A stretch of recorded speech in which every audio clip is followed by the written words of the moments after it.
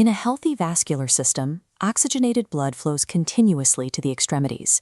But in the case of acute limb ischemia, or ALI, that critical arterial blood flow comes to a sudden, catastrophic halt.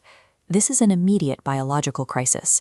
It is distinctly different from chronic limb-threatening ischemia, which is a gradual atherosclerotic process that takes months or years to develop. ALI happens in an instant. The trigger is often severe vascular trauma.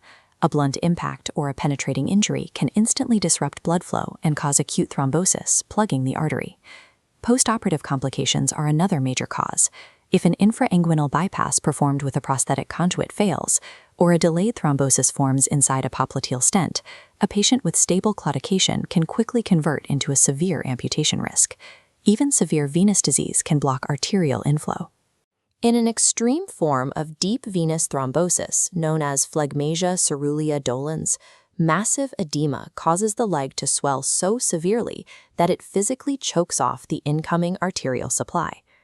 Because the onset of acute ischemia is sudden and the triggers are highly buried, physicians cannot rely on a patient's long-term medical history.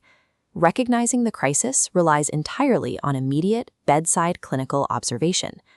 Diagnosing acute extremity ischemia is almost entirely an exercise in clinical evaluation. There is no time to run complex laboratory tests.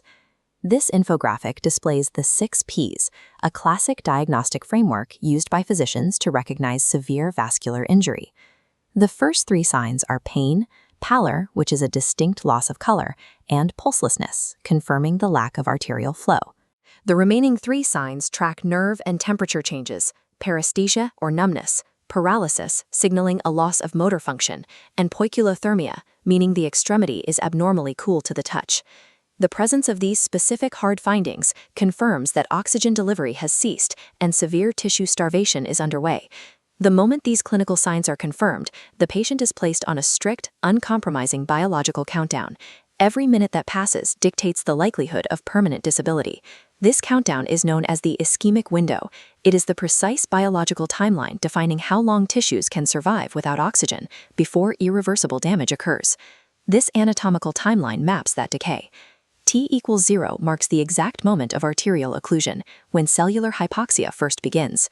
By the 4-hour mark, skeletal muscle exhausts its anaerobic reserves. The tissue begins to undergo irreversible cellular death. At 6 hours, the limb hits the critical warm ischemia time limit.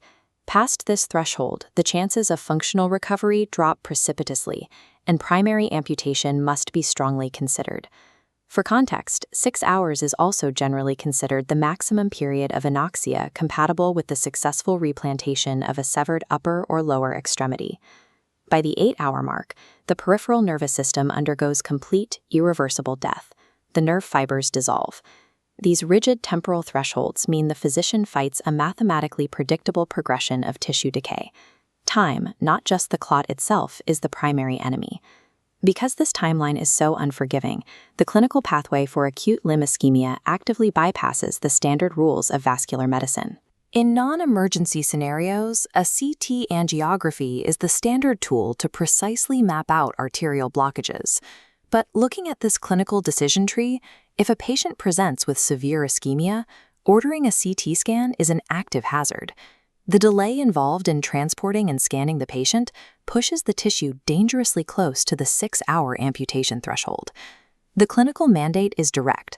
Patients with prolonged or severe ischemia must be routed straight to the operating room for surgical exploration. Operating with incomplete diagnostic data is highly preferable to securing a perfectly imaged but dead limb. In acute vascular emergencies, expediting surgical revascularization is the only acceptable medical decision. It supersedes all standard diagnostic imaging protocols. Getting the patient to surgery and successfully removing the clot creates a new problem known as the revascularization paradox. Restoring circulation immediately triggers a new set of life-threatening emergencies. The first threat is a local structural complication. During the hours of ischemia, the capillary walls in the leg degrade and become highly permeable. Once pressurized blood flow is restored to the extremity, these damaged capillaries cannot contain the fluid. They leak massive amounts of plasma directly into the surrounding fascial compartments of the leg. This causes compartment syndrome. The swelling fluid is trapped by unyielding fascia, causing internal pressure to spike so high that it crushes the newly restored arterial blood supply, shutting off oxygen all over again. To save the leg, the surgeon must execute a prophylactic fasciotomy, deliberately slicing open the tough fascial compartments to relieve the internal pressure.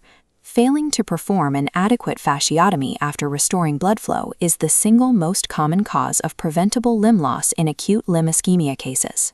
Rescuing the limb locally means anticipating this physical swelling. The initial revascularization is useless if the resulting compartment pressure immediately rechokes the extremity.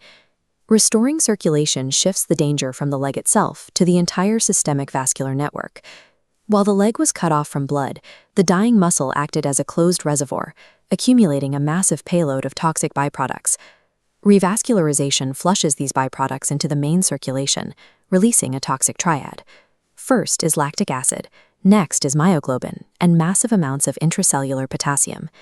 The sudden systemic rush of lactic acid and myoglobin from the crushed muscle can quickly overwhelm the filtration capacity of the kidneys, leading to acute renal multi-organ failure. However, the most immediate fatal threat comes from the potassium. As severe hyperkalemia hits the bloodstream, the excess potassium reaches the myocardium. This sudden spike disrupts the heart's electrical system, triggering lethal cardiac arrhythmias.